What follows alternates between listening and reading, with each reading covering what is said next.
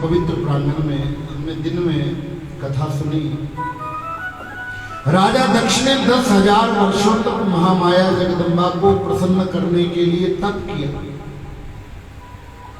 तप बल रचई प्रपंच विधाता, तप बल विष्णु सकल जगदाता, तप बल करई संहार पुरारी। इस सारी सृष्टि की व्यवस्था ब्रह्मा जी तप के बल पर करते हैं, विष्णु जी तप के बल पर पालन करते हैं और शंकर जी स्वयं तपस्या के बल पर इस सृष्टि का संहार करते हैं। 10,000 वर्षों तक तप किया, लेकिन माता जी का साक्षात्कार नहीं हो पाया। ये कोई इतना आसान काम नहीं है कि कोई बस कहा और पा लिया। जन्म जन्म मुनि यत्न कराई, अंत राम कहीं आवत नाई। कितने कितने जन्म लग गए ऋषि मुनियों को परमात्मा की प्राप्ति के लिए। परमात्मा की प्राप्ति इतनी सहज नहीं। परमात्मा भी बड़ा विलक्षण है। आपने कभी कभी घरों में देखा होगा, कभी माता जी के चरणों में हम बैठे तो यही चर्चा करती थी कि कैसे मिलेगा। आपने घरों में देखा होगा, कभी कभी माताएं होती हैं, उनका छोटा बच्चा होता है 1-2 साल का, माँ काम कर रही हो ना घर का, बच्चा कई बार रोने लग जाता है। माँ घर का काम कर रही है तो बोलो बच्चा रोने लगता है, तो माँ क्या करती है? तो दूध की बोतल दे देगी, कोई खिलौना दे देगी, कोई गुब्बारा है, कुछ भी दे देगी। अगर तो वो चीजें लेकर के बच्चा चुप हो गया तो माँ फिर अपना काम करती रहेगी। लेकिन वो सारी चीजें लेने के बाद भी अगर बच्चा चुप नहीं हुआ, अगर सारी चीजें लेने के बाद भी बोलो बच्चा चुप नहीं हुआ, फिर माँ क्या करेगी? माँ उसको अपनी गोदी में उठा के अपनी छाती से लगा के चुप करेगी। ऐसा ही कुछ परमात्मा का भी है। पहले वो जगत की चीजें दे करके बच्चे को बहला देता।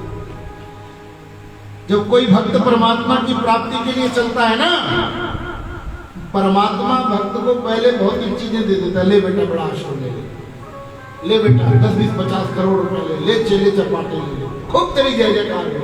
ये सब खिलौने हैं। ये सब क्या है? अगर भक्त इन खिलौनों पर अटक गया तो फिर वो परमात्मा तक नहीं पहुंचेगा।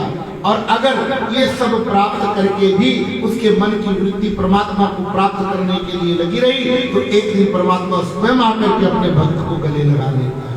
अब ये हमारे ऊपर है कि हम क्या प्राप्त करके अपने आप को संतुष्ट मानते हैं। आमतौर पर होता ये है कि दुनिया की चीजें पाकर हम प्रसन्न हो जाते हैं। आज मेरे को लाडो बहन कह रही थी, कभी शाम को मैंने माता जी को कहा, माता जी सब मिला, परमात्मा नहीं मिला। मैं माता जी को कह रहा था, ये लाडो कहती महाराज ਤੁਹਾਡੇ ਤੇ भगवान की बड़ी कृपा है। मैं कहता तुम ये संसार की चीजों को कृपा मानते हो क्या? ये तो खिलौने हैं, और खिलौने एक ना एक दिन टूटेंगे, याद रखना।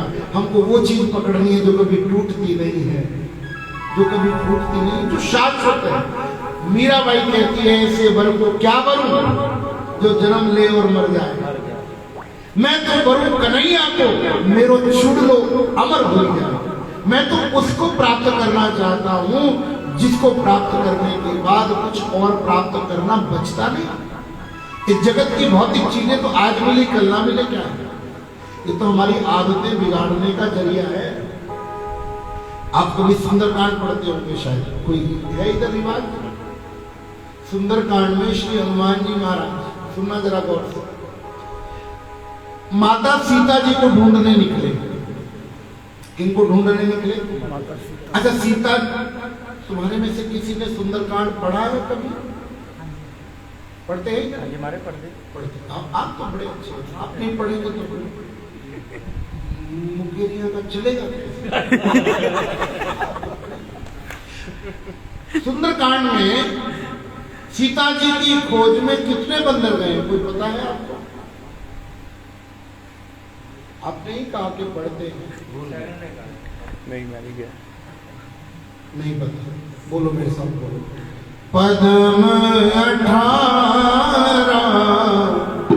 युद्धप बंद, अगर याद आ गया, पद्म 18 युद्धप बंदर, 18 पद्म यूथ जोर से बोलो कितने? 18 एक यूथ में 24 होते हैं, एक यूथ में, और 18 पद्म यूथ गए हैं। पद्म कितना होता पता तुमको?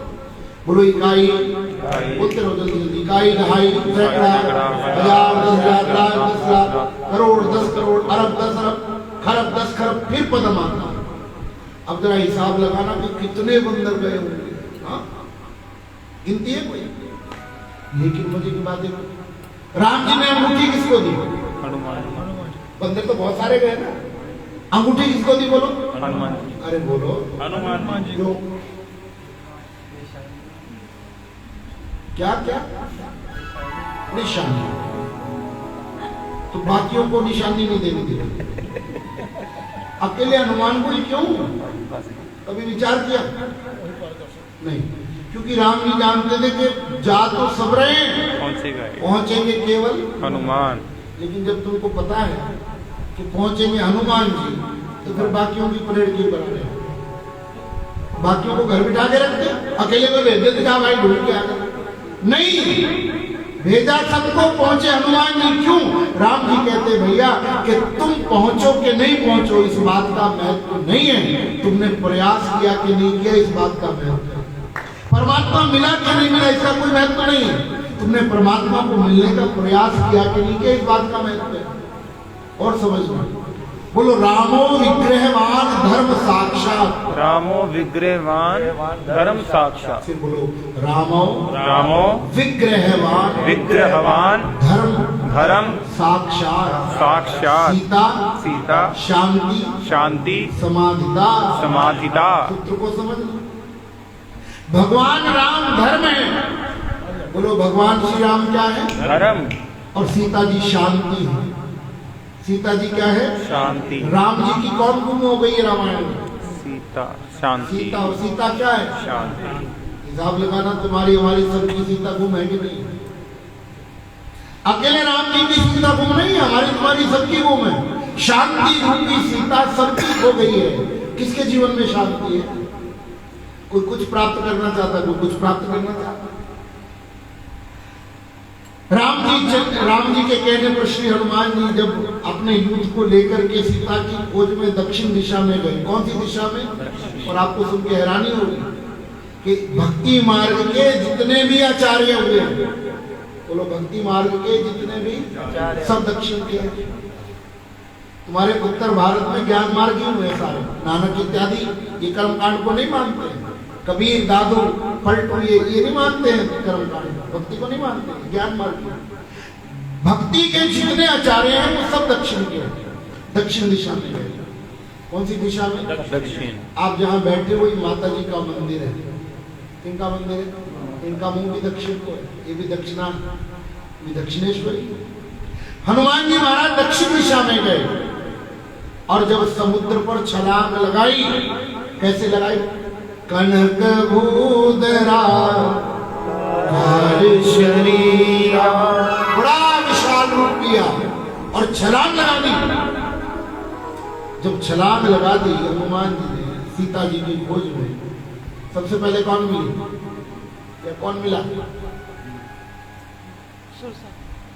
हनुमान जी जब लंका की तरफ चले, सबसे पहले कौन मिला रास्ते में? अब तू रहने दे बस। देह में नाक हुई श्रमहारी,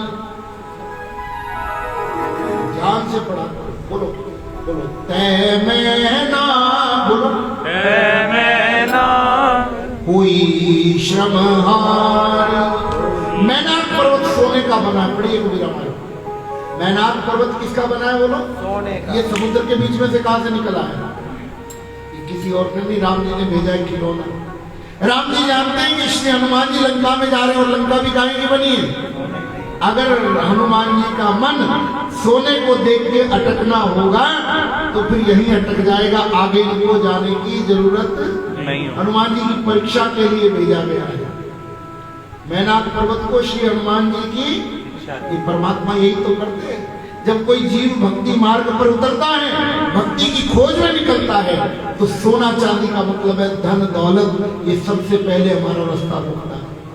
अगर कोई जीव धन दौलत पर, दुनिया की भौतिकता पर अटक गया, फिर वो भक्ति तक कभी पहुंचने वाला नहीं है। लेकिन शिक्षा लीजिए हनुमान जी से। जिसने परमात्मा को प्राप्त करना है वो शिक्षा ले हनुमान जी से। क्या शिक्षा ले? हनुमान जी ने क्या किया जब पर्वत निकला?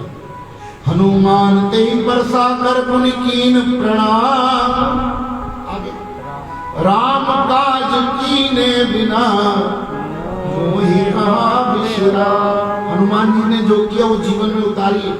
हनुमान जी ने हाथ लगाया, उसको प्रणाम किया और कहा मैनाक तेरी सेवा में स्वीकार तो करता हूं पर ग्रहण नहीं करूंगा, क्योंकि अगर तेरे ऊपर रुक गया फिर मैं भक्ति महारानी तक पहुंचने वाला नहीं हूं। आज के साधुओं के साथ भी यही हो गया।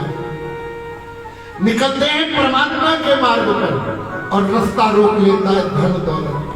रास्ता कौन रोक लेता है बोलो? ये धन दौलत। ये मत सोचना कि साधुओं को दुनिया देती है।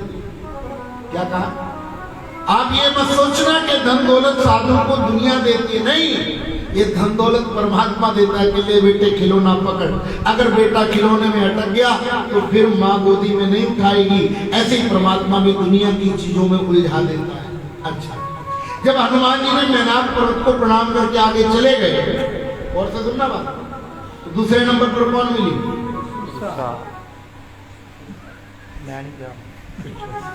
तुमने नहीं कहा भाई प्रॉब्लम है, क्योंकि मिली सुरसाई थी।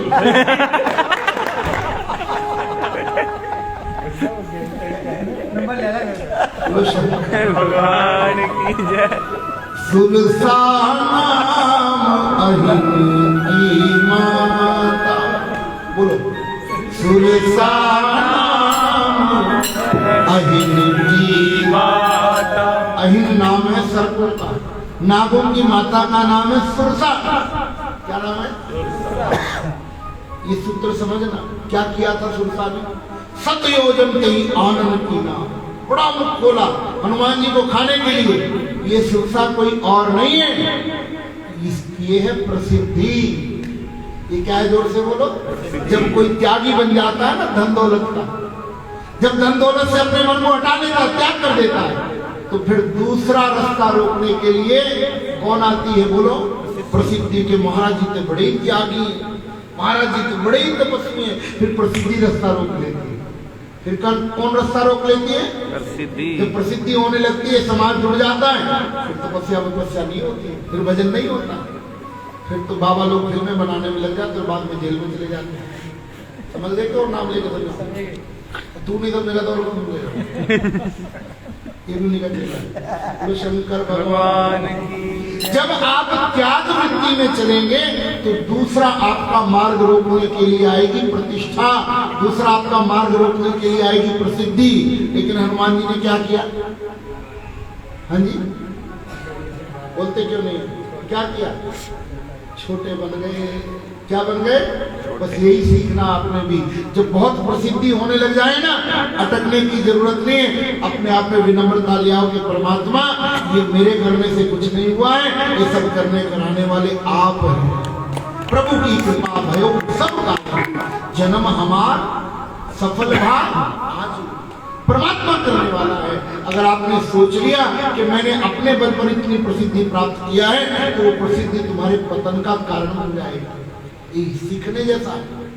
चर्चा हमारी चल रही थी कि जब 10,000 वर्षों तक राजा दक्ष तपस्या करता रहा, माता जी प्रकट ना हुई, तब महारानी प्रसूति ने मां को पुकारा। माता जी ने प्रत्यक्ष प्राग चंडिका अष्टभुजा रूप धारण करके राजा दक्ष को दर्शन दिया। बोलिए जगदम्बे मैया की जय। माता जी के 8 हाथ हैं। कितने हाथ हैं बोलो? 8। 8 जो हाथ है ना माता जी, वो किसका प्रतीक है? 8 प्रकार की सिद्धियां होती हैं। ये 8 हाथ 8 प्रकार की सिद्धियों का प्रतीक है। अष्टभुजा रूप धारण करके दर्शन दिया। राजा ने वरदान मांगिए। राजा ने वरदान मांगा कि माता जी आप मेरे घर कन्या बन करके अवतार लें। एवं अस्तु माता ने कहा, लेकिन जिस दिन मेरा अपमान होगा मैं तेरे घर को छोड़कर। राजा दक्ष अपने महल में आया कनखल नाम के नगर में। नगर का नाम क्या है बोलो? कनखल। कनखल में एक क्षेत्र पड़ता है, उसको कहते हैं सती कुंड। क्या कहते हैं? उस क्षेत्र का नाम है जगजीतपुर। क्या नाम है? वास्तव में उसका नाम जगजीतपुर नहीं है हमारे ग्रंथों में, उसका नाम था यज्ञजीतपुर। क्या नाम था? यज्ञजीतपुर। जब राजा दक्ष ने यज्ञ किया था ना, आपने कथा सुनी हो, वहीं पर वीरभद्र जी ने आकर के यज्ञ पर विजय प्राप्त की थी। यज्ञजीतपुर उसका नाम पड़ा। कनखल में राजा दक्ष ने मां का भव्य मंदिर बनवाया, सुंदर, और जैसे रूप का दर्शन किया था वैसी ही मूर्ति की प्रतिष्ठा करवाई और दिन रात माता जी की मूर्ति की पूजा करने लगा। ये जो मूर्तियां बनाई गई है ना, ये जैसा जैसा जिस जिसको दर्शन हुआ है वैसी वैसी मूर्तियां बनी। मूर्तियां प्रतीक हैं। मूर्ति को देख करके परमात्मा याद आता है। बोलो, मूर्ति को देखकर परमात्मा याद। इसको ऐसे समझो, काले कोट को देख के वकील याद आते हैं कि नहीं? खाकी वर्दी को देख के पुलिस याद आती है कि नहीं? सफेद कोट को देख के डॉक्टर याद आते हैं कि नहीं? गहरी वस्त्र देख करके साधु संत याद आते हैं कि नहीं? ऐसे ही मूर्ति को देख के परमात्मा याद आता है। मूर्ति माध्यम बनती है परमात्मा की स्मृति का। मूर्ति माध्यम बनती है, बोलो, परमात्मा की स्मृति का। मूर्ति बनवाई और मूर्ति के सामने माँ की आराधना करने लगा, माँ का चिंतन करने लगा। धीरे धीरे धीरे समय बीतने लगे। पूजा करते करते करते समय बीता। ब्रह्मा जी ने कलम चलाई कि माता जी कब पधारेंगी। बड़े लोगों के आने से पहले उनकी बड़ी भारी तैयारी करनी पड़ती है। क्यों राजेंद्र जी? अरे अब आप मेरे को अच्छे लगने लग गए, पहले नहीं लगते थे। पूछो क्यों? हाँ, मैं तो उसका कारण बताऊंगा, आप फिर आप भी ताड़ी मारेंगे। पहले मेरे को ऐसा लगता था ये जो माता जी बड़ी वाली कथा कराती है ना, बुकिंग आप करके आते हैं। मेरे को अभी पता लगा कि आप नहीं करते। बोलो शंकर भगवान की जय। भजन गाओ। श्रद्धा की ज्योत को जला के देख लो, श्रद्धा की ज्योत को जला के देख लो। बोलती है मूर्ति बोला के देख लो, मूर्ति बोला के देख लो। हाँ जी, श्रद्धा की ज्योत को जला के देख लो, श्रद्धा की ज्योत को जला के देख लो। बोलती है मूर्ति बोला के देख लो, बोलती है मूर्ति बोला के देख लो। जी बोलती है मूर्ति बोला के देख लो, बोलती है मूर्ति बोला के देख लो।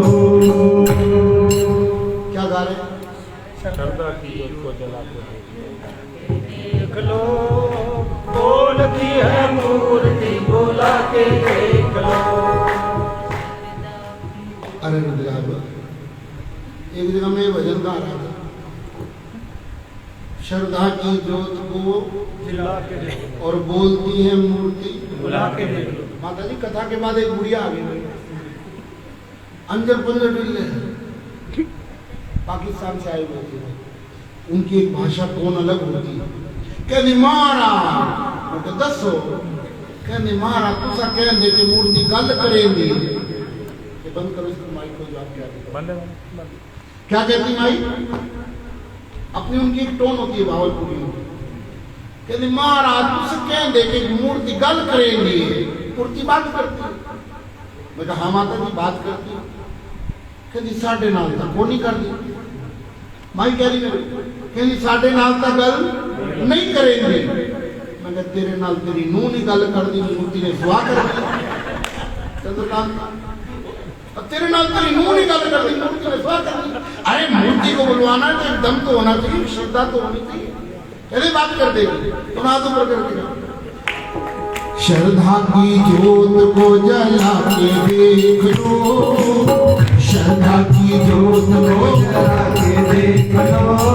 बोलती है मूर्ति बोला के देख लो, बोलती है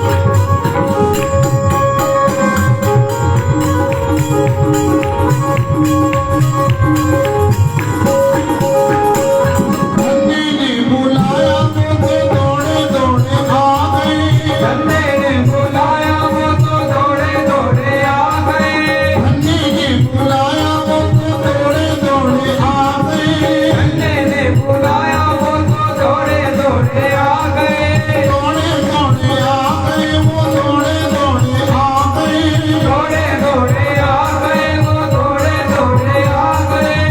धन्य की तरह बुला के देख लो, धन्य की तरह बुला के देख लो, बोलती है मूर्ति बुला के देख लो, बोलती है मूर्ति बुला के देख लो। धन्य की तरह बुला के देख लो, बोलो धन्य की तरह।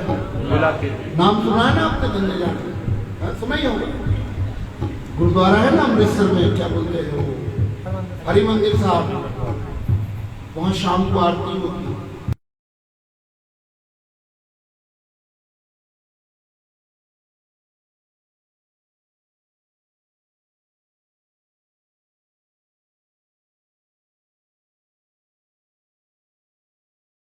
उसमें से वार्ता ली है रविदास जी की और धन्य जाट की कॉमन वाणी है।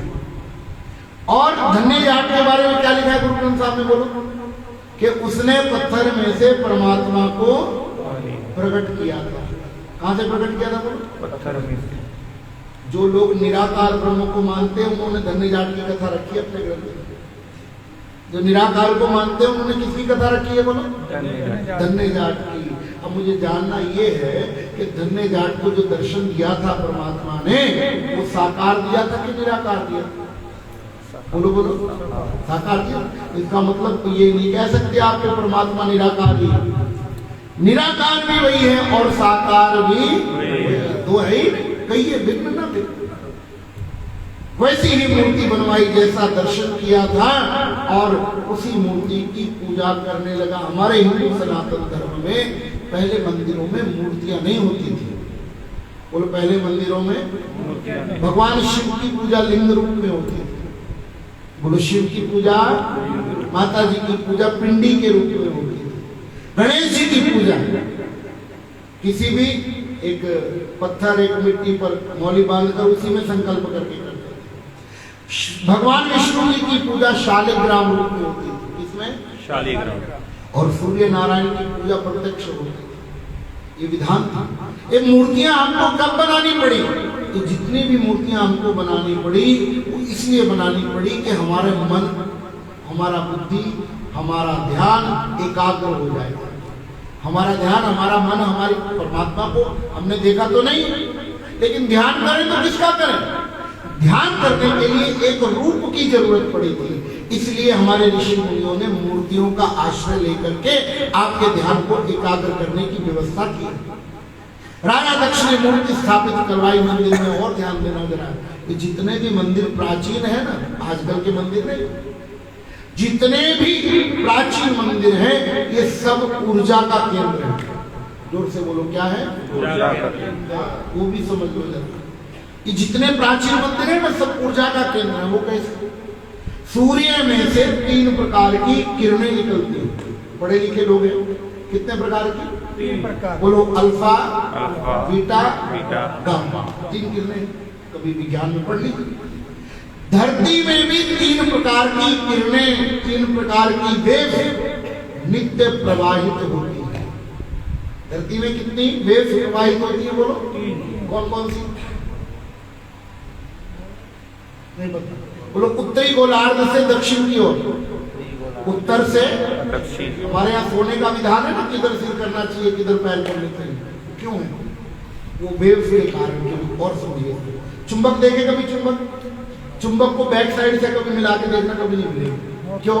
क्योंकि धाराएं अवरोध पैदा कर देती है।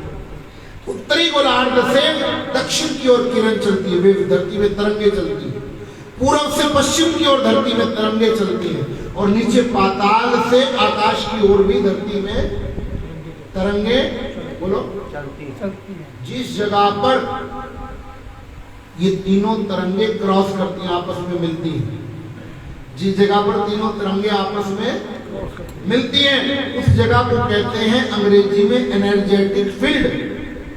क्या कहते हैं अंग्रेजी में? ऊर्जा का केंद्र। हमारे ऋषि मुनियों ने देखा ये ऊर्जा का जो केंद्र है, ये ऊर्जा मानव तक कैसे पहुंचाई जाए? क्या प्रश्न था? ये ऊर्जा मानव तक पुनः ऋषि मुनियों ने विचार किया कि विज्ञान की भाषा तो उस समय लोगों को समझ आती, सीधे साधे लोग थे, तो ऋषि मुनियों ने विज्ञान को धर्म के साथ जोड़ दिया। बोलो विज्ञान को किसके साथ जोड़ दिया? जो जगह ऊर्जा का केंद्र थी वहां पर कोई ना कोई पिंडी स्थापित कर दी, वहां पर कोई ना कोई शिवलिंग स्थापित कर दिया, वहां कोई ना कोई मूर्ति स्थापित कर दी। क्यों? ताकि वो ऊर्जा मूर्ति में आए और जब आप जाकर के मूर्ति के सामने प्रणाम करें, सारी ऊर्जा आपके शरीर में प्रवेश कर जाए। सारी ऊर्जा कहाँ प्रवेश कर जाए? आपके। और समझ, हिंदू धर्म के अतिरिक्त, सिखों को तो हम अलग मानते हैं, हिंदू धर्म के अतिरिक्त किसी और धर्म में जूते उतार कर मंदिर में जाने का रिवाज नहीं है। जो उनकी मस्जिद रहती है या गिरजाघर रहते हैं, मुसलमान तो जूते यहीं बगल में दबा के ले जाते हैं नमाज पढ़ने। ईसाई लोग तो जूते पहन के ही जाते हैं प्रेयर करने। हिंदू धर्म ने कहा कि मंदिर में जूते पहनकर जाना क्यों? कई लोग कहते हैं चमड़े के होते हैं, तो शरीर भी तो चमड़े का, इसको बार फिर इसलिए नहीं कि जूते चमड़े के हैं, नहीं, इसलिए कि जब मंदिर परिसर में आप जाए, मंदिर परिसर की पूरी ऊर्जा आपके पांव के माध्यम से आपके शरीर में पहुंच जाती है। विचार करके रखा गया।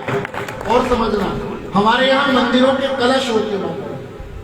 मंदिरों के क्या होते हैं? कलश। हाँ, मैं माता जी को प्रार्थना किया था कि मेरे से को जब कथा में बुलाना हो तो 2-4 दिन के लिए ना बुलाया था, महीना तो कम से कम दिया कर। तो एक एक चीज समझा सकता, जितने भी मंदिर हमारे बने हैं वो पिरामिड के आकार के बने हैं। कैसे बने हैं? जोर से बोलो। और मंदिर के ऊपर लगाया जाता था कलश।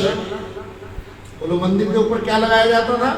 वो कलश या तो सोने का या फिर कांसे, या सोने का या फिर कांसे। ये आजकल स्टील का रिवाज चल गया, वो हमारे यहाँ नहीं था। पहले सोने का या कांसे का लगाते थे। क्यों? सोने और कांसे के अंदर एक विशेष प्रकार का गुण है। क्या गुण है?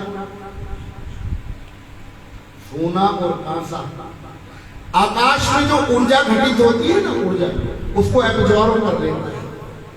आकाश में जो ऊर्जा होती है उसको क्या करता है? क्यों पंडित जी? रुद्री पढ़ते हो ना, दूसरा अध्याय, दूसरा है शायद, उसमें एक मंत्र आता है, नाभ्या आसीदंतरिक्षं विष्णु द्यौः समवर्तता पदभ्यां भूमिदिता श्रोत्रान् तथा लोकान् अकल्पयन्। आता है ना, ऋग्वेद का मंत्र। समझना इस मंत्र का मतलब समझना। बोलो, नाभ्या आसीदंतरिक्ष। ये जो अंतरिक्ष है जिसको आप आकाश कहते हैं, ये भगवान की नाभि है। ये क्या है? भगवान की नाभि। नाभि है, मध्य है, नाभि शक्ति है।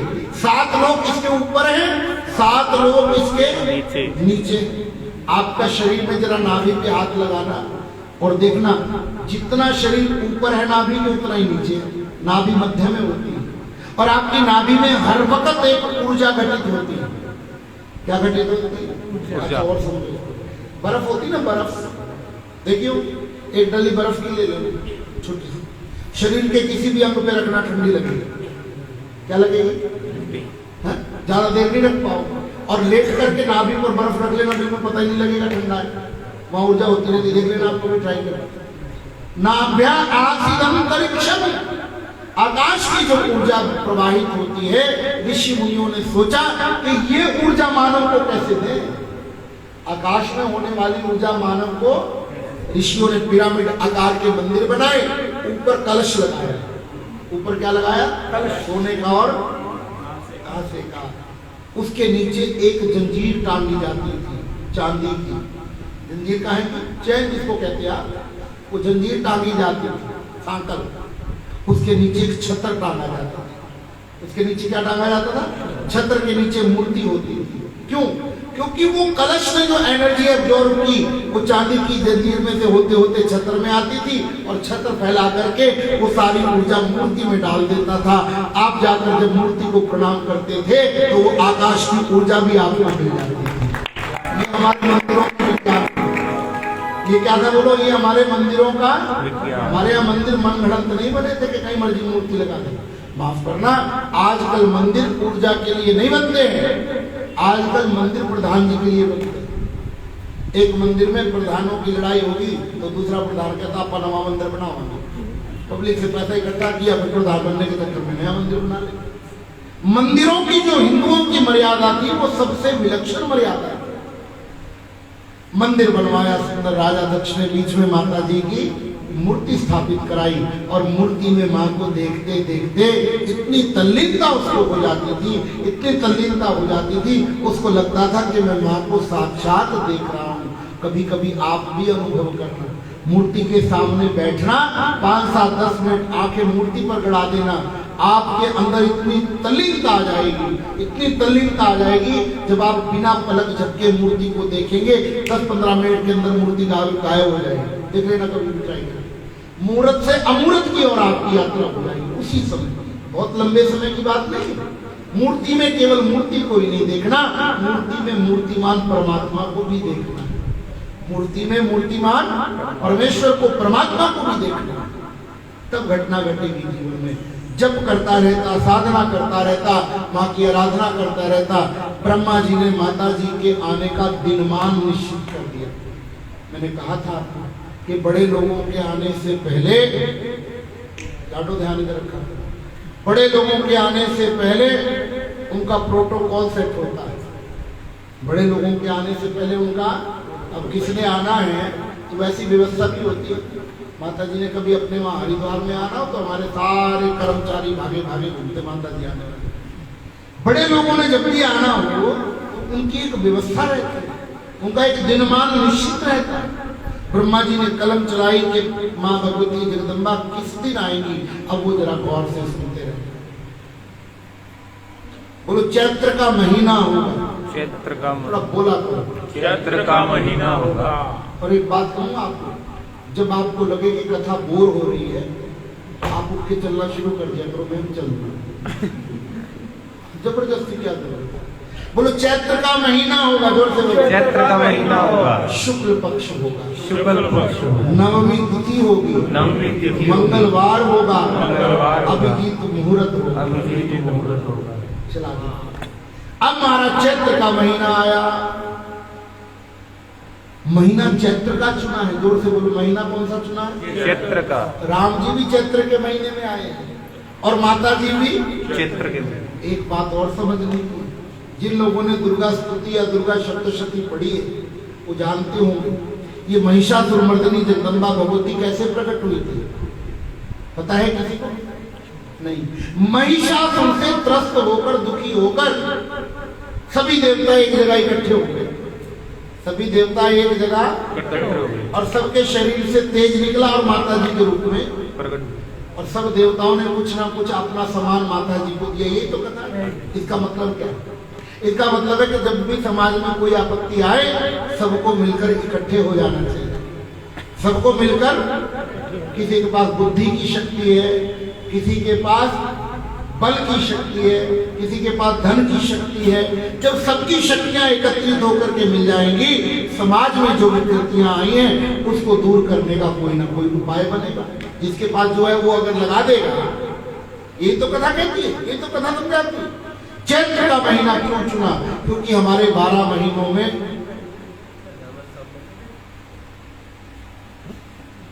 बोलो हमारे 12 महीनों में, लाइव लोग थोड़ी है, हमारे हिंदू सनातन धर्म में 12 महीनों में चैत्र का महीना सबसे पहला होता है। बोलो चैत्र का महीना सबसे पहला होता है। हमारे यहाँ नियम है, शक्ति की पूजा सबसे पहले होती है। बोलो शक्ति की पूजा सबसे पहले होती है। पहले गणेश जी का पूजन होता है। आपने गणेश जी जो माने हुए हैं ना अजय भाई, वो कौन माने हुए हैं? हाँ जी बाबू, किसको गणेश मानते हैं आप? पार्वती जी के पुत्र को है? लेकिन आपको सुन के हैरानी होगी, जब पार्वती जी का जन्म भी नहीं हुआ था ना माता जी, जब पार्वती जी का जन्म भी नहीं हुआ तब भी गणेश की पूजा होती है। पढ़ के देखो आप शिव पुराण, शंकर और पार्वती के विवाह में भी गणेश जी की पूजा हुई है। मैं अपनी तरफ से नहीं कह रहा, आप खोल के किताब पढ़िए। शंकर और पार्वती के विवाह में भी किसकी पूजा हुई है? इसका मतलब क्या है? ये जो गणेश जी हैं, ये ऐसा नहीं कि पार्वती जी के पुत्र गणेश है वही गणेश है, नहीं। गणेश जी अर्वाचीन देव है, गणपति जी अर्वाचीन देव है, शाश्वत है। तो गणपति अथर्वशीष में क्या लिखा, स्पष्ट लिखा वेद में शाश्वत देव कहे गए। इसको समझ लीजिए, प्रत्येक जगह के गणपति अलग होते हैं। बोलो, प्रत्येक जगह के गणपति अलग होते हैं। गणपति की पूजा पहले होती है, इसका मतलब वो नहीं है जो आपने निकाल रखा ना। आप पता नहीं कहां कहां से कहानियां जोड़ देते। गणेश जी की पूजा जो पहले होती है उसका मतलब ये है कि प्रधान की पूजा पहले होनी चाहिए, जो श्रेष्ठ है उसकी पूजा। जरा गणपति जी की मूर्ति को देखना, गणपति जी की मूर्ति दिखा करके आपको बताया गया है कि प्रधान के अंदर क्या क्या गुण होने चाहिए। नहीं आई बात पकड़? हर एक जगह के गणपति राजेंद्र जी अलग होते हैं। इस मंदिर के, इस आश्रम के गणपति माता जी हैं, हमारे वाले आश्रम के गणपति हम हैं, विद्यालय के गणपति अध्यापक है, हेडमास्टर साहब, आपके घरों के गणपति जो घर का मुखिया वही गणपति। अब गणपति जी की मूर्ति के माध्यम से बताया गया है कि प्रधान के अंदर गुण क्या क्या होने चाहिए। क्या बताया गया? बोलो, प्रधान के अंदर गुण क्या क्या होने। गणेश जी की मूर्ति देखी कभी? हाथ खड़े करो, कौन कौन देखी? तुमने देखी? हाथ खड़ा कर। कान बड़े हैं, बोलो गणेश जी की मूर्ति के कान बड़े हैं। कैसे हैं कान? क्या कहते हैं गणेश जी को? बोलो, स्वरूप करण। स्वरूप करण। फिर बोलो, स्वरूप करण। संस्कृत में स्वरूप कहते हैं वो जो दाल चावल साफ करते हैं ना, पंजाबी में कहते हैं छाछ। देखा छाछ कहते? तुमने देखा होगा सफाई तो क्या था। छाछ का एक स्वभाव होता है, और करना, छाछ का स्वभाव क्या होता है? जब उसमें सफाई के लिए कोई चीज डाली जाती है वो भारी भारी रख लेता है और थोथा थोथा उड़ा देता है। नहीं आई बात समझ? अच्छा अच्छा रख लिया और थोथा थोथा उड़ा दिया। प्रधान के अंदर भी यही गुण होना चाहिए। दुनिया भर के लोग आकर के पता नहीं क्या क्या बकवास सुना के जाएंगे, लेकिन जो काम का तत्व है वो रख लेना, फालतू की बकवास अपने पास रखने की जरूरत नहीं है। ये गुण होना चाहिए प्रधान। सुननी तो सबकी पड़ेगी, पर अपनी बुद्धि भी लगानी पड़ेगी कि क्या रखने जैसा और क्या छोड़ने जैसा। प्रधान के अंदर ये गुण होना चाहिए कि अच्छी अच्छी बातें रख ले और थोथी थोथी उड़ा दे। गणेश जी के 4 हाथ हैं, जोर से बोलो, कितने हाथ हैं? 4। क्या क्या है चारों हाथ में बताओ? लड्डू, अंकुश, पाश, वर्म, आशीर्वाद। सुना नहीं मैंने। लड्डू, हाँ, अंकुश, हाँ, पाश हाँ। और आशीर्वाद का वरुण। सुन, बड़ी अच्छी बात है। देखो, मतलब बच्चे में ध्यान तो है। 4 हाथ कौन कौन से? ऊपर वाले हाथ में है अंकुश, ऊपर वाले हाथ में क्या है? अंकुश। दूसरे हाथ में है वेद पुस्तक, तीसरे हाथ में है लड्डू, चौथा हाथ है भरत मुद्रा। ये समझना, प्रधान के पास भी यही 4 गुण होने चाहिए। अंकुश का मतलब है नियंत्रण। गणेश जी का मस्तक हाथी का है। अंकुश कौन पकड़ता है? महावत, जो हाथी को चलाता है। मतलब अपनी बुद्धि का रिमोट कंट्रोल अपने हाथ में रखना। 4 ने आकर के इधर उधर की बातें कह दी और तुम अपना आत्म नियंत्रण खो के झगड़ा करने लगे, कोई फायदा नहीं है। अपनी बुद्धि का रिमोट कंट्रोल अपने हाथ में। क्या कहा? अपनी बुद्धि का रिमोट कंट्रोल। गणेश जी के दूसरे हाथ में है वेद पुस्तक। क्या है बोलो जल्दी? आपका जीवन कैसा होना चाहिए? आपका जीवन शास्त्रों के अनुसार होना चाहिए। बोलो, आपका जीवन शास्त्रों के अनुसार। जिसका जीवन शास्त्रों के अनुसार होगा उसका कभी पतन होने वाला नहीं है। और मैं आपको एक जिम्मेवारी से बात कहता हूँ, जितने लोग भी यहाँ बैठे सबके जीवन में 3 चीजें होनी ही चाहिए, चाहे प्रधान हो चाहे नौकर। कितनी चीजें? कौन कौन सी? बोलो मेरे साथ, बोलो। जीवन में एक संत जरूर होना चाहिए। जरूर। बोलो जोर से। जीवन में एक संत जरूर होना चाहिए। जीवन में एक ग्रंथ जरूर होना चाहिए। जीवन में एक ग्रंथ जरूर होना चाहिए। और जीवन में एक मंत्र जरूर होना चाहिए। जीवन में 3 चीजें जरूरी है। एक संत हो, एक ग्रंथ हो और एक मंत्र। 3 चीजें जीवन में आगे तुम्हारा पतन नहीं हो सकता। गणेश जी पुस्तक वेद हाथ में रख करके कहते, भैया आपका जीवन शास्त्र के अनुसार होना चाहिए। तस्मात् शास्त्र प्रमाणम कार्य कारण व्यवस्थित हो। भगवान कृष्ण यही कह रहे हैं कि अर्जुन, जब कोई बात समझ में नहीं आए तो ग्रंथों का, शास्त्रों का आश्रय लेना चाहिए। तीसरे हाथ में है लड्डू। क्या है बोलो? लड्डू। लड्डू खाया किसी ने? किसने खाया? तुमने खाए हो? पाश्चात्य जगत के, पश्चिम जगत के जितने लोग हैं, जब भी खुशी मनाएंगे केक काटेंगे। क्या करेंगे? और हमारे हिंदुओं में जब खुशी होती है तो क्या करते हैं? लड्डू बांटते हैं। लड्डू कैसे बनता है? हजारों दानों को जोड़ करके एक लड्डू बनता है। हजारों दानों को जोड़कर एक लड्डू। भगवान गणेश कहते हैं कि अगर जुड़े रहोगे तो मेरे प्रिय बने रहोगे, अगर आपस में बटे रहोगे तो फिर मेरे प्रिय बनने वाले नहीं। इसलिए जुड़ करके रहा करो। आप तो बटे हैं मोहल्लों के नाम पर, धर्म के नाम पर, जातियों के नाम पर, गुरुओं के नाम पर, संप्रदायों के नाम पर बटे रहोगे तो फिर परमात्मा के प्रिय नहीं बनने वाले। परमात्मा के प्रिय कब बने रहोगे? जब जुड़े रहोगे। मैं आपको एक बात निवेदन करूं, आपने बहुत बार भागवत सुनी होगी और हमारे राजेंद्र जी तो अभी ताजी सुन के आए हैं। भागवत में 2 प्रसंग हैं। एक प्रसंग में ब्रह्मा जी ने भगवान कृष्ण के गाय बैल बछड़े चोरी कर लिए।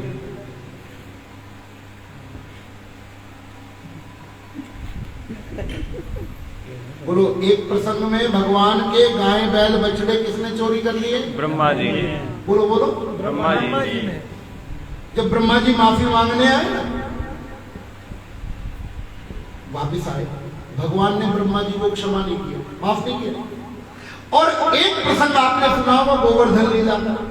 भगवान ने 7 दिन तक गोवर्धन पर्वत को उठाया। उसके नीचे 84 कोस के ब्रजमंडल के सारे गांव इकट्ठे थे। 84 कोस ब्रजमंडल के सारे गांव किसके नीचे थे? गोवर्धन के। जोर से बोलो, किसके? गोवर्धन। जब इंद्र भगवान से माफी मांगने आए ना, भगवान ने 1 मिनट में इंद्र को माफ कर दिया। देखो, ब्रह्मा ने की चोरी, ब्रह्मा जी ने की केवल चोरी, उनको माफ नहीं किया। और इंद्र ने सबको मारने का प्रयास किया। इतनी बारिश करो, मेघों को कहा कि कोई बचना नहीं चाहिए। इंद्र ने सबको मारने का प्रयास किया और ब्रह्मा जी ने केवल, भगवान ने बड़ा गड़बड़ कर दिया। जिसने चोरी की उसको तो माफ किया ही नहीं, और जिसने सबको मारने का प्रयास किया उसको माफ कर दिया। तो ये तो अंधाधुंध सरकार हुई। किसी वकील से पूछना, चोरी का जुर्म छोटा होता है, अटेम्प्ट टू मर्डर, किसी को मारने का जुर्म बड़ा होता, दफा 307 लगनी चाहिए। लेकिन भगवान ने गड़बड़ कर दी। चोरी करने वाले को माफ नहीं किया और सबको मारने का प्रयास करने वाले को माफ कर। किसी ने पूछा, महाराज ये क्या किया आपने? बेचारे बूढ़े ब्रह्मा को माफ किया नहीं और इंद्र को माफ कर दिया। भगवान कहते, भैया मेरा नियम यही है। क्या? बोले, ब्रह्मा के कारण मुझे ग्वाल बाल बछड़ों से 1 साल तक दूर रहना पड़ा था, और इंद्र के कारण 84 कोस के गांव एक छत के नीचे इकट्ठे हो गए। जो सबको जोड़ता है उसके अपराध माफ कर देता हूँ, जो सबको जोड़ता है उसके अपराध में कभी क्षमा करता नहीं हूं। बस ये सूत्र समझ लेना। जुड़ करके रहोगे तो भगवान के प्यारे बने रहोगे। और देखना, गणेश जी का पेट कैसा है? बोलो ना, बड़ा है पेट।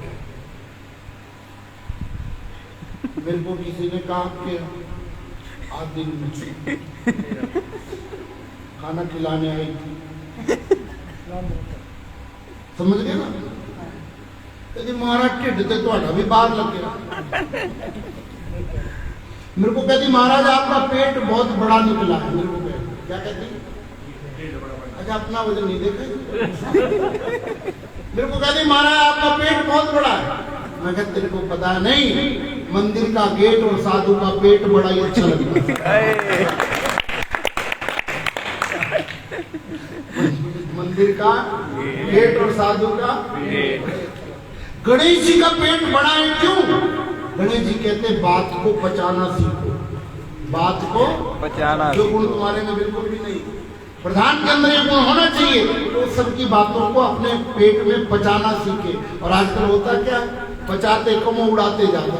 जरा तुम्हारे मोहल्ले में किसी की लड़की चली जाए ना, फोन करके कहोगे, हैं उन्होंने कुड़ी पच गई, बड़े मजे ले लेंगे। बात को पचाना सीखिए। गणेश जी की आंखें छोटी हैं। बोलो, गणेश जी की आंखें छोटी हैं। दूरदृष्टि।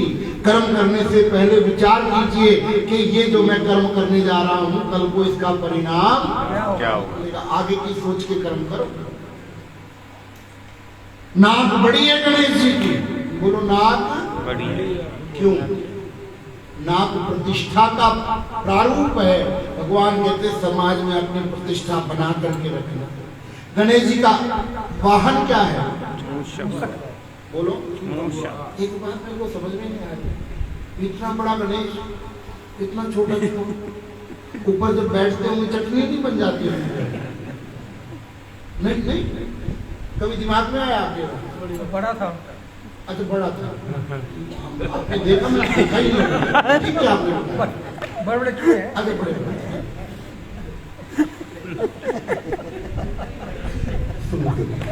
चूहा जो है ना, वो कर्म का प्रतीक है। बोलो चूहा किसका प्रतीक है? कर्म का। चूहा दिन भर पुत्र पुत्र कुछ ना कुछ कर्म में लगा रहता है। गणेश जी कहते हैं मैं बुद्धि का देवता हूँ। गणेश जी क्या कहते हैं? मैं किसका देवता हूँ? बुद्धि का। और सवारी करता हूँ कर्म की। अगर कर्म करोगे तो ही बुद्धि आएगी। बिना कर्म की आलसी बन करके पड़े रहे तो फिर तुमको कोई बुद्धि मिलने वाली नहीं है। बुद्धि चाहते हो तो प्रयास करना ही पड़ेगा, अभ्यास करना ही पड़ेगा, कर्म करना ही पड़ेगा। सोचो कि पढ़े पढ़े हमको अकल आ जाए तो नहीं आने वाली। कुछ ना कुछ अध्ययन करना ही पड़ेगा, पढ़ना पड़ेगा, सीखना पड़ेगा, सुनना पड़ेगा। प्रधान के अंदर ये गुण होने चाहिए। और हमारे हिंदू धर्म में सबसे पहले पूजा गणेश जी की होती है। वो क्यों होती है? वो इसलिए होती है कि ये गुण जिसके अंदर हैं उसकी पूजा पहले होनी चाहिए। ये गुण प्रधान के अंदर होने चाहिए। चैत्र का महीना चुना माता जी ने जन्म के लिए। चैत्र के महीने में ही राम जी का भी अवतार हुआ। तो चैत्र के महीने में ही राम जी का, क्योंकि चैत्र का महीना सबसे पहला है। चैत्र का महीना सबसे पहला है। और माँ भगवती शक्ति भी इस संसार का सबसे पहला तत्व है। और कौन सा पक्ष चुना जन्म लेने के लिए? शुक्ल पक्ष। शुक्ल पक्ष। कौन सा? शुक्ल पक्ष। माता जी शुक्ल पक्ष में पधारी। क्यों? जब तक तुम्हारे शुक्ल कहते हैं, पंजाबी में कहते हैं चानन। क्या कहते हैं? चानन। हाँ, एक कृष्ण पक्ष एक शुक्ल पक्ष। माता जी शुक्ल पक्ष में क्यों पधारी? जब तक तुम्हारे मन में ज्ञान का उजाला नहीं होगा तब तक परमात्मा प्रकट होने वाला वो महामाया है, महाविद्या है, महामेधा है, महास्मृति है, महामोहा, महारात्रिश दारुणा, कालरात्रि, महारात्रि, मोहरात्रिश दारुणा। वो महामाया, महाविद्या है, वो बिना ज्ञान के उजाले के प्रकट होने वाली नहीं है। और तिथि कौन सी चुनी? बोलो, बजा नौमी तिथि मधु मास पुनीता। नौमी तिथि मधु मास पुनीता। नौमी तिथि मधु मास पुनीता।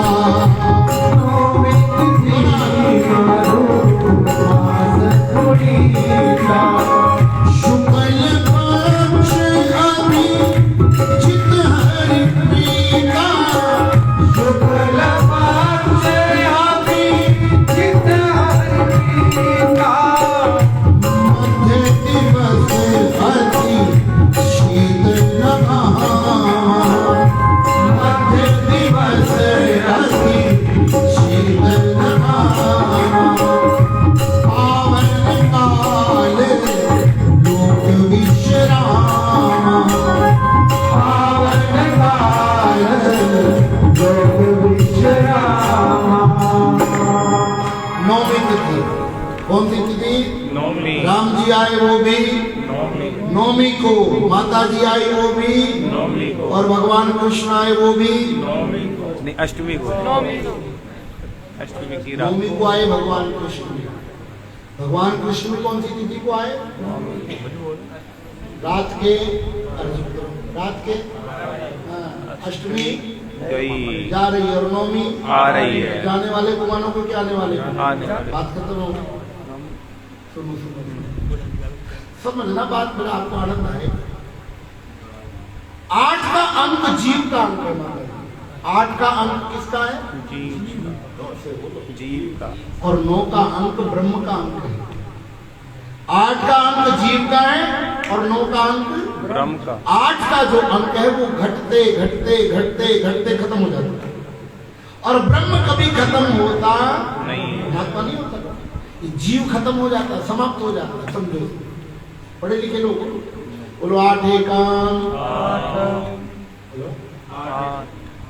8 एकम 8, 8 एकम 8, आगे 8 दूनी 16, 8 दूनी 16। शाबाश, पढ़े लिखे लोग। जोड़ना जरा 1 और 6 को, 8 किया 24, 2 और जोड़, घटते घटते गए ना। 8 चौके 32, 3 और 2 5, घट गया। 8 पंजे 40, 4 रह गए, 1 और घट गया। और 9 को भी 9 जरा बोलो 9 एकम, 9 दूनी 18, 1 और 8 जोड़ो, 9, 9 तिया 27, 2 और 7 9 चौके 36, 3 और 6 9, 9 पंजे 45, 4 और 5 9, 9 छिके 53, 5 और 4 9, 9 सत्ते 6 और 3 9, 9 अठे 7 और 2 निम निम 81, 8 और 1 9, 9 धाया। घटा नहीं, ब्रह्म कभी घटता भी नहीं, बढ़ता भी, और जीव घटते घटते खत्म हो जाता है। 8 का अंक जीव का है और 9 का अंक ब्रह्म का है, इसलिए परमात्मा ने 9वीं तिथि चुनी है। और कोई ब्राह्मण बैठा हो ढंग का तो पूछना उससे, सारी तिथियां घट बढ़ जाती हैं, बोलो सारी तिथियां घट बढ़ जाती। 9वीं तिथि का नाम है पूर्णा। 9वीं तिथि कभी घटती नहीं है। एक दिन में कितनी घड़ी होती है?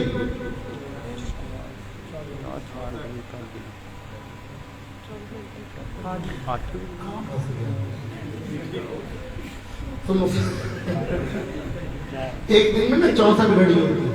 एक दिन में कितनी घड़ी होती है? 64, लेकिन गिनती 60 की होती है।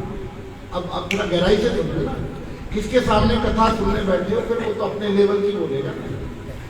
एक दिन में 64 घड़ी होती हैं, लेकिन गिनती केवल 60 की जाती है। 4 की गिनती नहीं की जाती। फिर क्या करते हैं 4 का? 4 घड़ी रोज बच जाती है माता जी, ज्योतिष का सिद्धांत है। 64 घड़ी में से गिनती 60 की होती है, 4 घड़ी रोज बच जाती है। बोलो 4 घड़ी रोज। ये 4 घड़ी रोज जोड़ते जोड़ते जोड़ते जोड़ते 3 साल के बाद 1 महीना बन जाता है। 3 साल के बाद क्या बन जाता है? 1 महीना। इसको कहते हैं अधिक मास। क्या कहते हैं? अधिक मास। हमारे हिंदू धर्म में एक एक पल विपल की गिनती है। 9वीं तिथि कभी घटती बढ़ती नहीं। आपने सुना होगा कि 2 एकादशी आ गई, 2 अमावस्या आ गई, 2 रक्षाबंधन हो गए, 2 जन्माष्टमियां, सुना होगा। 9वीं तिथि ना कभी घटती है और ना कभी बढ़ती है। परमात्मा भी कभी घटता बढ़ता नहीं है। और सुनो, अंक गणित में सबसे बड़ा अंक कौन सा है? हाँ जी अजय भाई, सबसे बड़ा अंक कौन सा है? 9 के बाद 10 लिखना हो तो क्या लिखना पड़ेगा? 1 और 0। शुरू से शुरुआत करें।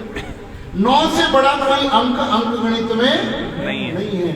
परमात्मा ने 9वीं तिथि क्यों चुनी? कि परमात्मा से भी बड़ा इस संसार में कोई सबसे बड़ा है।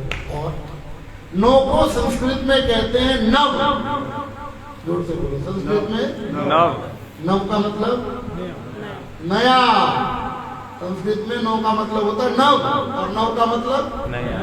परमात्मा रोज नया रहता है, परमात्मा कभी पुराना होता नहीं है। दिने दिने नवम नवम, वेद कहता है।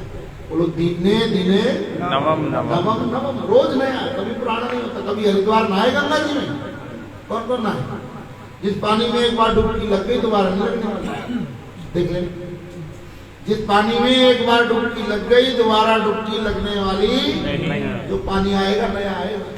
परमात्मा भी नित्य नवीन है, परमात्मा कभी पुराना होता नहीं है। गुरवाणी भी इस बात को मानती है। गुरवाणी भी क्या कहती है? गुरवाणी, साहिब मेरा नीत नमाजी। बोलो, साहिब मेरा नीत नमाजी सदा सदा दाता। वाणी के परमात्मा कभी पुराना होता ही नहीं, ज्ञान कभी पुराना होता ही नहीं। ज्ञान नित्य नवीन है। कथाएं कितनी बार मर्जी सुनते रहो, रोज लगेगा कि नई बात सुनी, नई बात सुनी, नई बात सुनी। परमात्मा नित्य नवीन है। एक जगह कोई कीर्तन मंडली थी, कीर्तन मंडली जलंधर, और ढोलकी बजा कर कुछ भजन गा रही थी। काली कमली वाला मेरा, बोलो बोलो, तो नहीं बोलते, काली कमली वाला मेरा यार। मैंने उस माई को बुला, मैं गई, मैं कहा थोड़े दिन पहले तेरी माँ भी यही गा रही थी कि मेरा यार है, और उससे थोड़े दिन पहले तेरी नानी भी यही गाती थी कि मेरा यार है। नानी भी पुरानी हो गई, माँ भी पुरानी होगी, परंतु यार कभी पुराना हुआ, परमात्मा कभी पुराना नहीं होता, नित्य नवीन है परमात्मा, नित्य नवीन, रोज नया है।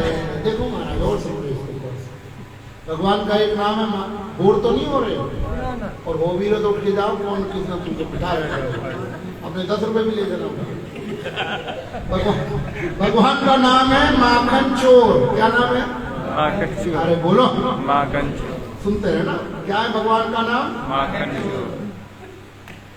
माखन को संस्कृत में कहते हैं नवनीत।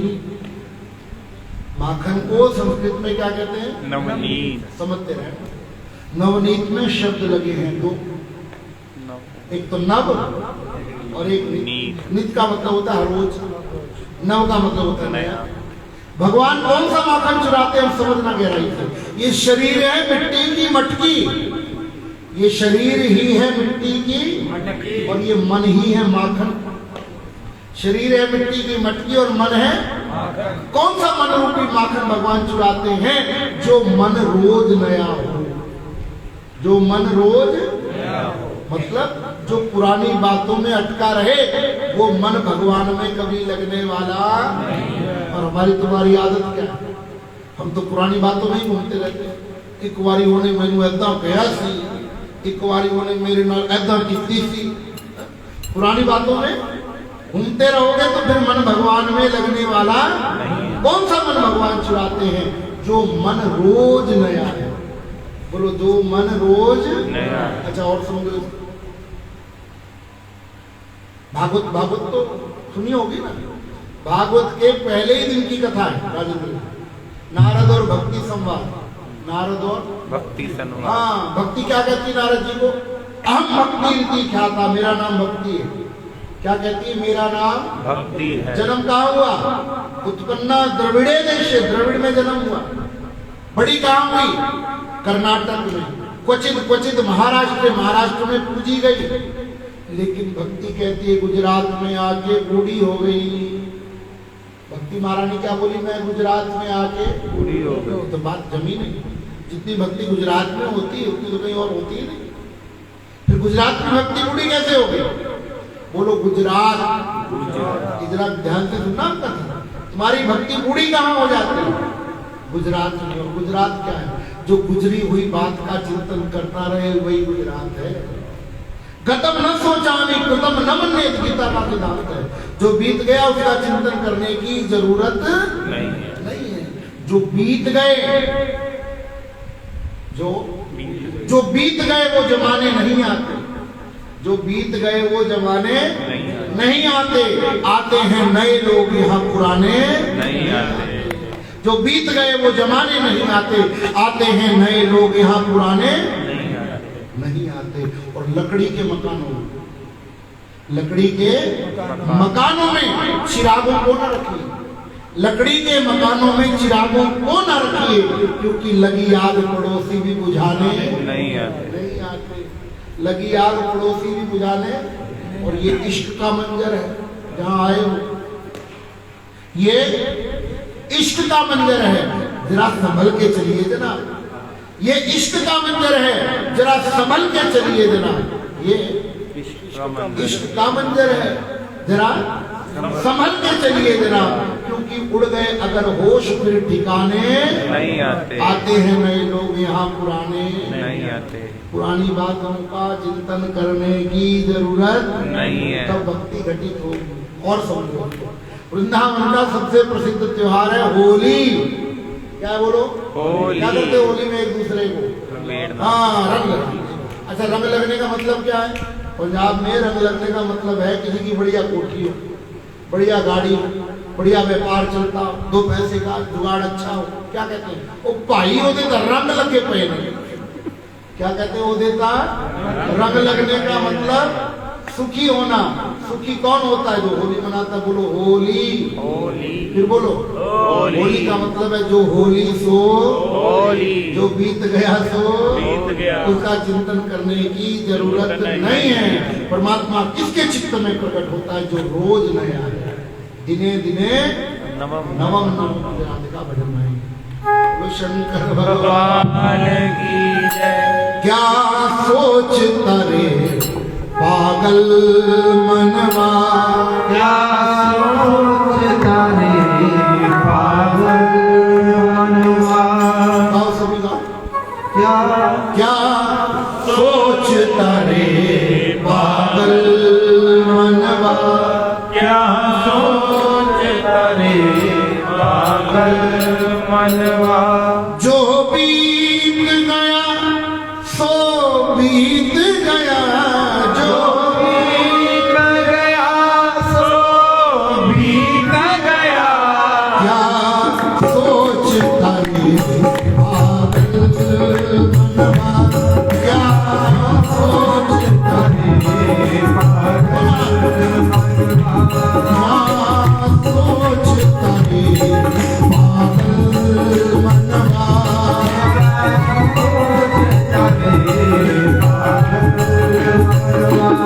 जो बीत गया सो बीत गया, जो बीत गया सो बीत गया, सोचता रे पागल मनवा, क्या सोचता रे पागल मनवा। मजा नहीं आया? दोनों हाथ ऊपर कर, सभी आराम मिलकर के फिकर को फेंक कुएं में, होगा देखा जाएगा। फिकर को फेंक होगा देखा जाएगा, फिकर को फेंक कुएं में, होगा देखा जाएगा।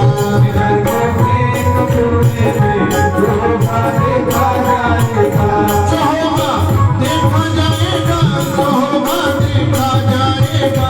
जो होगा देखा जाएगा, जो होगा देखा जाएगा, फिकर को फेंक कुएं में, होगा देखा जाएगा।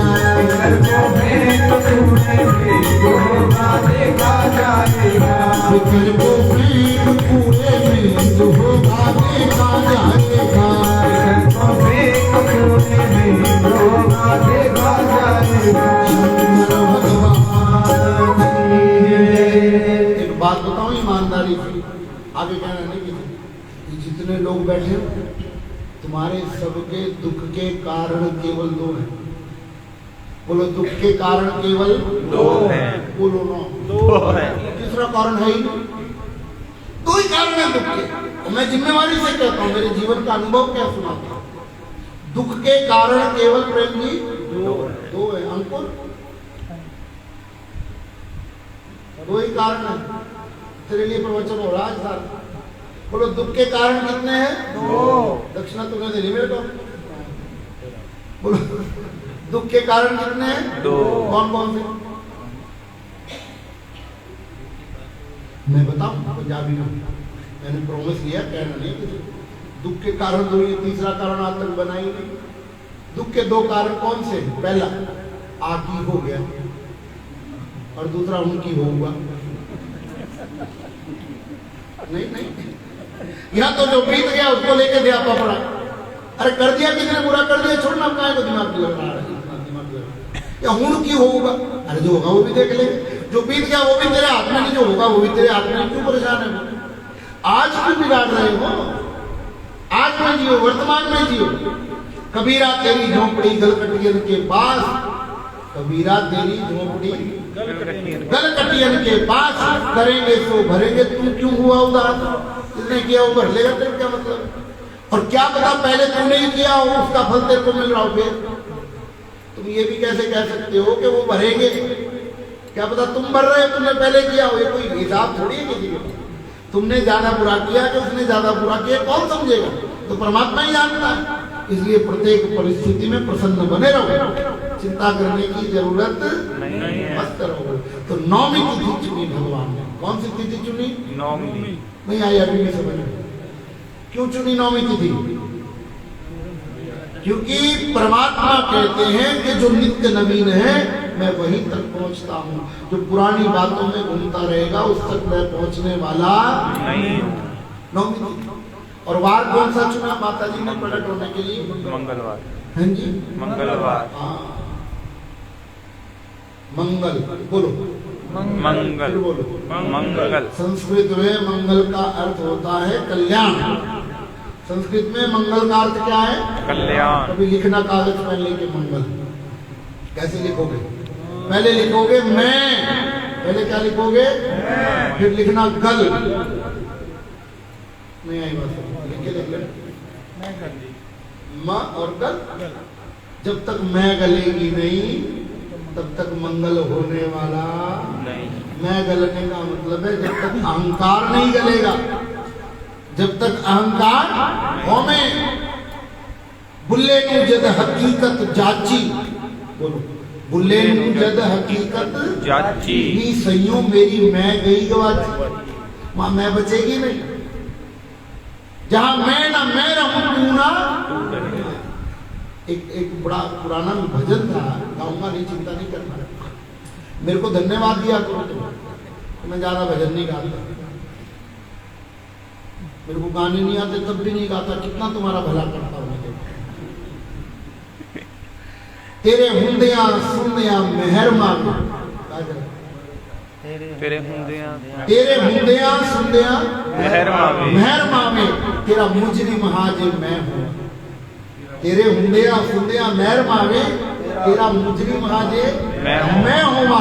सो रब दी सोनिया तू ही है, सो रब दी सोनिया तेरा मुजरिम हाजिर मैं हूं। मैं हुई का वही बचता है। पता लगाए कोई क्या मेरे पते का पता, पता लगाए कोई क्या मेरे पते का पता लगाए कोई क्या मेरे पते का पता। पता लगाए कोई क्या मेरे पते का पता। पता है मेरा बस यही, पता है मेरा बस यही कि लापता हूं। पता है मेरा यही कि बस लापता। हाँ देख ले शक्ल मेरी, देख ले शक्ल मेरी किसका आईना हूं मैं। देख ले शक्ल मेरी किसका आईना हूं मैं। यार की शक्ल हूं मैं और यार पर फिदा हूं। तो बचते ही नहीं, वहां एक ही बचता। ये गणित प्रेम का उल्टा है हमारा। यहाँ दो में से एक चला जाए फिर एक भी नहीं बचता। यहाँ एक और एक मिलकर के दो नहीं होते, एक और एक मिलकर के भी एक ही रहता है। ये ऐसा गणित है परमात्मा का। जब तक मैं गलेगी नहीं तब तक बात बनने वाली नहीं। बाबा फरीद कहते हैं जदों दा तन मन ला दिता है तेरे लेखे वे, बोलो जदों दा तन मन ला दिता है तेरे लेखे वे। मैनू अपने आप चो पैन लगे तेरे भुलेखे वे। हाँ दो बचते ही नहीं। जब अति समर्पण की स्थिति आ जाती है तब फिर द्वैत नहीं बचेगा, फिर अद्वैत घटित हो जाएगा। कोई कागज में लिखवाने से अद्वैत स्वरूप नहीं होता है। अद्वैत में तो दो बचते ही नहीं है हमारे, एक ही रह जाते। तो मंगल बार चुना और दोपहर के 12 बजे, बोलो दोपहर के 12 बजे। भगवान कृष्ण आए रात के 12 बजे और माता जी और राम जी आए दिन के 12 बजे। एक बात आपको बतानी है, अगर बाहर ना इसकी आवाज बाहर तो नहीं जाती माइक बंद करके बता दो।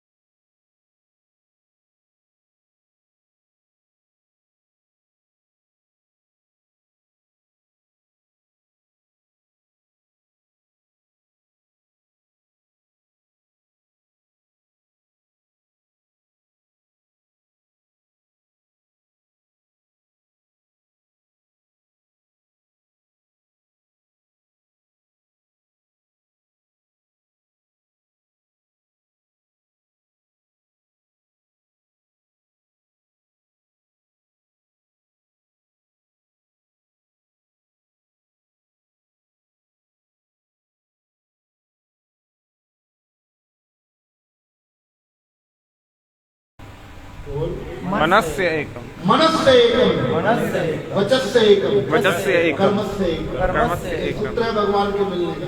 जो मन में है वही वाणी में है। बोलो, जो मन में है वही वाणी में और है। जो वाणी में है वही कर्म में है। तीनों चीजें इक्वल हो जाए। अब तुम्हारे साथ होता क्या, मन में कुछ, वाणी में और करते कुछ। नहीं, ये बात पकड़, तीनों चीजें अलग चल रही है तुम्हारी। तुम्हारे पड़ोस में कोई गाड़ी ले ले, फॉर्च्यूनर, और बधाई देने आवे रसगुल्ले लेके, लो जी ऐसी नवी गड्डी लीती है, हाँ जी बधाइयाँ जी, बड़ा मीठा बोले, और वो डिब्बा लेके बाहर निकली नहीं, ले इन्ना बोलता 2 नंबर का बहुत पैसा, ये तो कितनी मर्जी गड्डियां बदल गई ना बात। सामने कुछ और पीछे कुछ, ऐसे को नहीं मिलने वाला भगवान। जो मन में है वही वाणी में, और जो वाणी में है वही कर्म में कर्म। करते कुछ हो, बोलते कुछ हो, सोचते कुछ हो। करते कुछ हो, बोलते कुछ हो और सोचते कुछ हो। ये तीनों चीजें एक होनी चाहिए अगर परमात्मा को मिलना है। 12 बजे का समय चुना। अच्छा, मुहूर्त कौन सा था? अभिजित हरि प्रीता। बोलो, अभिजीत हरिप्रिय। हाँ, ये भी समझो। अभिजीत का मतलब होता है अपने ऊपर विजय प्राप्त करना। जब तक अपने मन पर, बुद्धि पर विजय प्राप्त नहीं करोगे तब तक वो परमात्मा मिलने वाला नहीं है। तो ये दिनमान बनाए गए। कौन कौन से बोलो? चैत्र का महीना, चेतन शुक्ल पक्ष, शुक्ल पक्ष, नौमी तिथि, नवमी तिथि, अभिजीत मुहूर्त, मंगलवार और दोपहर के 12 चीज रह तो नहीं गई? हाँ?